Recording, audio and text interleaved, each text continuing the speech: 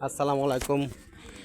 আমরা এখন একদম ইন্ডিয়ার ভিতরে রয়েছি। আমি খুবই অসাধারণ জায়গা, খুবই সুন্দর জায়গা ঘোরার জন্য, খুবই ভালো। ইন্ডিয়ার মধ্যে হাঁটাহাঁটি করতেছি, ইনশাল্লাহ কোনো সমস্যা হচ্ছে না।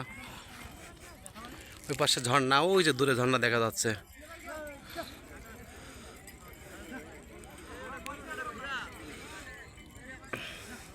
ঘোরার জন্য খুবই একটা ভালো জায়গা, খুবই ভালো লাগলো ঘুরে, অনেক আনন্দ পেলাম। একটু গরম লাগছে, তারপরে ভালো লাগছে। চাঁদের গাড়িতে আসা যায় এখানে।